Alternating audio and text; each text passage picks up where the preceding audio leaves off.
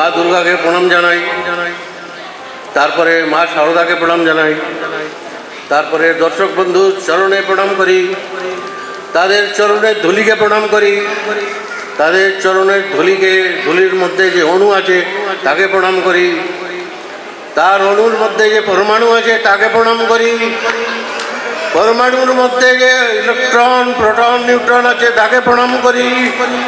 সব মিলিয়ে আপনাদের ডিজিটাল প্রণাম করি। ডিজিটাল প্রণাম করার পর এবারে শুরু করছি আমি।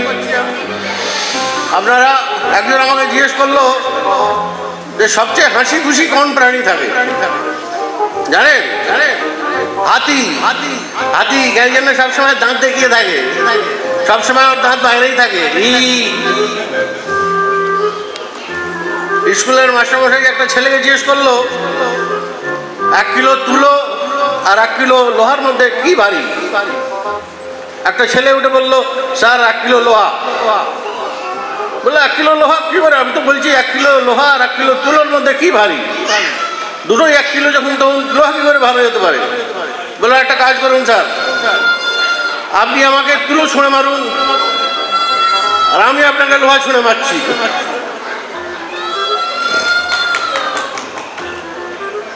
একটা স্কুলে ইন্সপেকশন করতে এসেছে, সে একটা ক্লাসে গিয়ে জিজ্ঞেস করলো, আচ্ছা কে এর মধ্যে সবচেয়ে ভালো স্মার্ট ছেলে?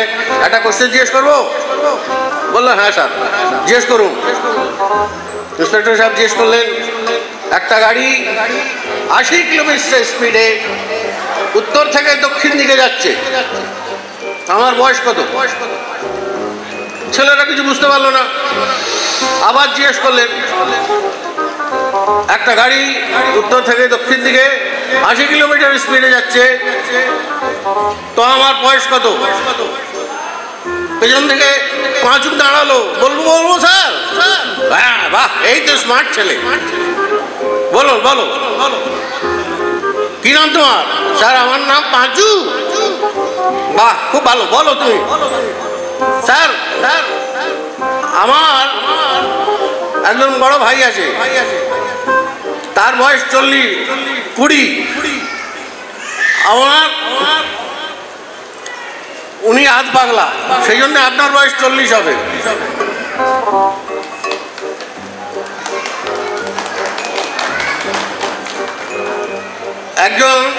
একদিন একটা মিষ্টির দোকানে মিষ্টি কিনতে গিয়েছে। সে মিষ্টির দোকানের লোকটাকে বললো, আপনি 1 কিলো মিষ্টি দিয়ে দিন আমাকে। সে মিষ্টি নিয়ে ওখানেই বসে বসে মিষ্টি খেলো। আবার তারপরে যেতে লাগলো, দোকানদারটা তখন ওকে চেপে ধরেছে। চেপে ধরার পর বললো, কোথায় যাচ্ছ? পয়সা দাও। বললো পয়সা নেই। পয়সা নেই? তাহলে কি করে হবে? না পয়সা নেই। দোকানদার ওকে দিল ভালো করে ধলাই করার পর তখন আবার বললো, এবার যাও। ও কিছুক্ষণ দাঁড়িয়ে থাকলো। তা বললো, যাচ্ছ না কেন? বললো, না এই রেটেই 1 কিলো আরো দিয়ে দাও।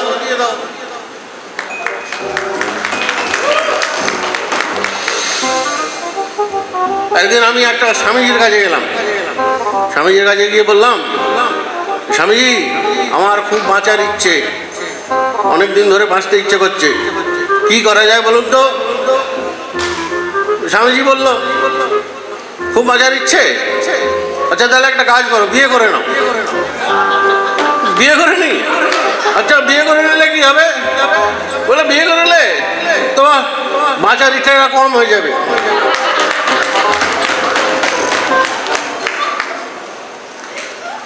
একটা স্বামীজি নিজের 15টা শিষ্যকে নিয়ে যাচ্ছিলেন, তো যেতে যেতে ভিক্ষে করতে যাচ্ছিলেন। তো যেতে যেতে রাস্তাতে উনি বললেন সব শিষ্যদের যে, শোনো, কোনো মহিলা দেখতে পেলে তোমরা ওর দিকে তাকিয়ে থাকবে না, যে দেখতে পাবে সে খালি রাম রাম বলবে।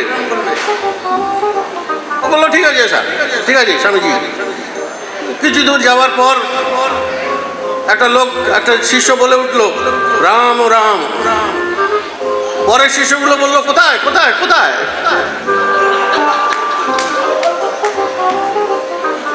একদিন আমার গিন্নি আমাকে জিজ্ঞেস করলেন, আচ্ছা তুমি তো খুব ইংরেজি জানো, আমাকে বলো তো কমপ্লিট আর ফিনিশের মধ্যে কি তফাৎ, কি ডিফারেন্স? আমি বললাম ঠিক আছে, শোনো, তোমার সঙ্গে আমার বিয়ে হয়েছে, তুমি কমপ্লিট হয়ে গেলে, আর আমার সঙ্গে তোমার বিয়ে হয়েছে, তুমি ফিনিশ।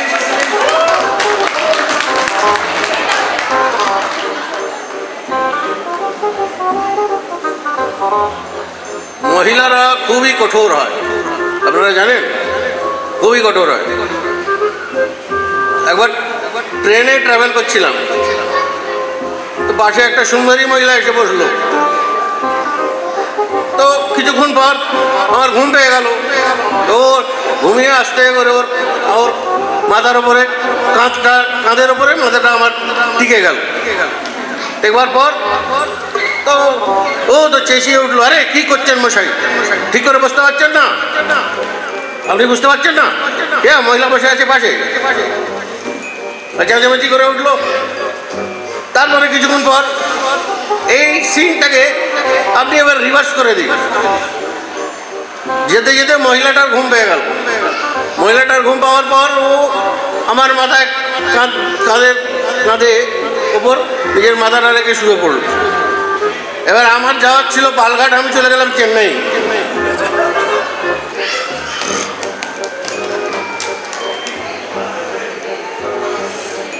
একদিন একটা সুন্দরী মহিলাকে আমি জিজ্ঞেস করলাম, আচ্ছা বলুন তো, what is your favourite colour? বললো, ইডিয়েট, কোনো ম্যাচিওর কোশ্চেন জিজ্ঞেস করতে পারো না? তখন আমি জিজ্ঞাসা করলাম, 1 মোল সালফুরিক অ্যাসিডকে নিউট্রালাইজ করার জন্যে কত মোল বাইকার্বনেট দরকার লাগবে? তখন ফটতে বলছে যে আমার ফেভারিট কালার পিঙ্ক।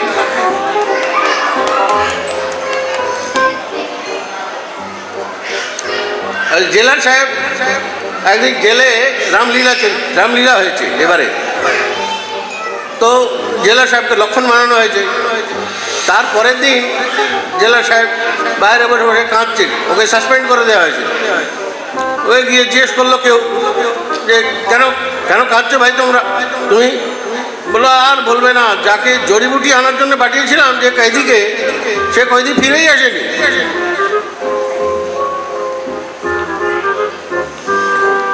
হরেন্দা, আমার হরেন্দার ছেলে ফেল করেছে। সে বাড়িতে হাসতে হাসতে ঢুকেছে, বলে বাবা ফেল করেছি, আমি ফেল করেছি, হাসতে হাসতে বাবাকে বলছে। তো বাবা বললো, হরেনবাবু বললেন যে আচ্ছা তুমি একটা কাজ করো, তুমি লঙ্কা খাও। বলো কেন বাবা, লঙ্কা খেলে কি পাস করে যাবো? বললো না না, এই যে গাছগুলো নিয়ে হাসছি সেটা বন্ধ হয়ে যাবে।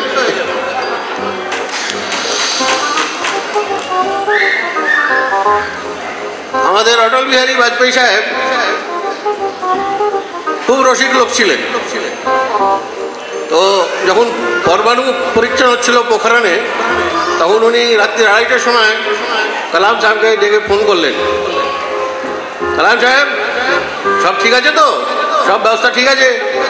কালাম সাহেব বললো, হ্যাঁ হ্যাঁ স্যার, সব ব্যবস্থা ঠিক করে দিয়েছি, কিন্তু একটা জিনিস, কারুর কান খবর হয়নি তো? বাজপেয়ীজি বললেন, আরে কি করে কান খবর হবে? না তোর বিয়ে হয়েছে না আমার বিয়ে হয়েছে।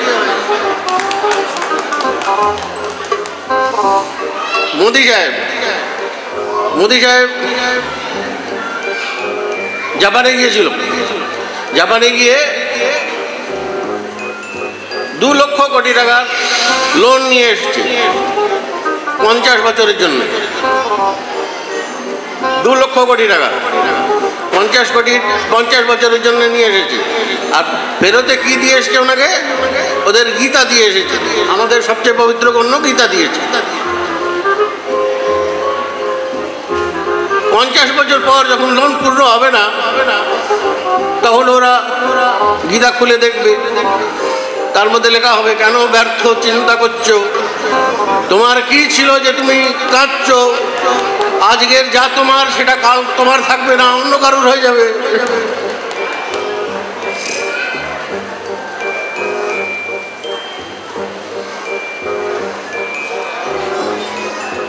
একটা বুড়ি মহিলা বাসে চড়লেন।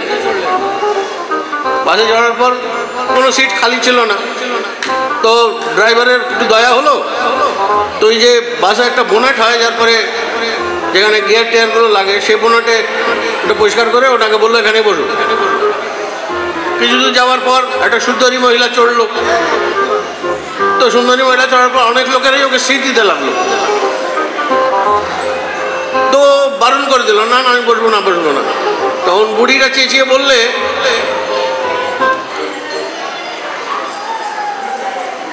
এখন বসে পড়ো, নাহলে দুদিন পর বোনেটেই এসে বসতে হবে। Thank you.